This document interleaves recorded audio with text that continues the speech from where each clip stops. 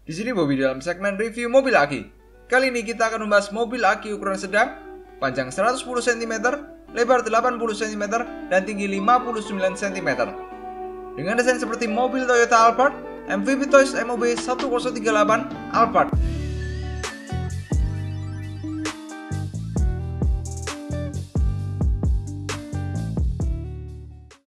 Di pasaran, mobil aki ini dijual mulai dari 2,9 jutaan sampai 3,8 jutaan. Hanya ada dua pilihan warna, putih dan hitam. Berikut ini spesifikasinya. Ban menggunakan bahan karet. Lampu LED ada di headlamp dan stop lamp. Jok terbuat dari bahan plastik yang sudah dilapis dengan kulit sintetis.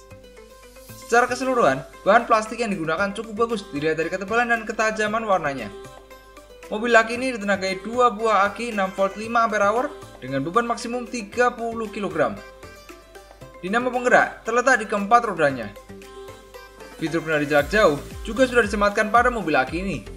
Cara membukanya adalah dalam kondisi mobil aki mati, tekan dan tahan tombol M pada tengah remote sampai LED pada remote berkedip, lalu nyalakan mobil. Ketika lampu LED pada remote berhenti berkedip, maka remote sudah terhubung. Fitur anti kejut dan fitur ayun sudah disematkan pada mobil aki ini. Di bagian dashboard terdapat tombol power, tombol maju mundur, tombol lampu yang sekaligus juga tombol ayun, tombol bluetooth, tombol tingkat kecepatan, indikator baterai aki dalam bar, tombol pengaturan musik, soket USB, dan soket charger. Dalam paket pembeliannya dibekali charger 12 volt 1000 mAh dengan durasi pengecasan 10-12 jam. Di setir terdapat dua tombol klakson.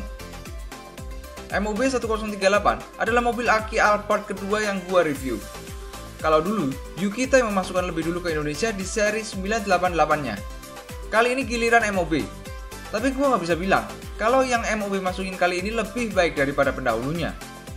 Mobil Alphard memang identik dengan pintu slidingnya. Sayangnya mobil aki Alphard keluaran MVP Toys ini tidak menggunakan tipe sliding. Tapi memang kalau dilihat dari lebar bukaan pintunya, jenis pintu sliding seperti Yukita 988 terasa lebih sempit. Mana yang lebih baik menurut kalian? Pintu sliding atau yang bukan? Tulis di kolom komentar di bawah ya. Kebetulan yang gue review ini warna hitamnya, dimana sangat terlihat kalau ada finishing cat yang tidak sempurna. Gue bisa bilang kalau finishing cat mobil aki ini bukan yang terbaik. Beberapa bagian seperti di atas sayap belakang, tekstur kulit jeruknya sangat nampak dan tidak terlalu glossy.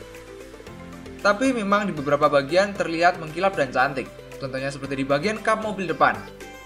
Dilihat dari ruang geraknya dan posisi setir yang ada di tengah, berarti mobil aki ini memang didesain untuk kapasitas satu anak.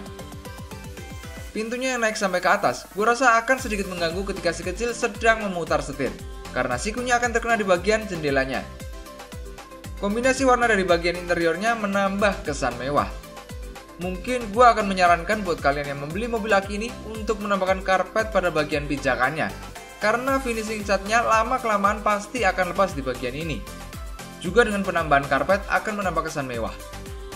Dilihat dari logo yang ada di bagian grill depan mobil dan belakang mobil yang hanya menyerupai logo Alphard, kita bisa tahu kalau MOB 1038 tidak berlisensi. Sekarang kita bahas dari segi kenyamanannya.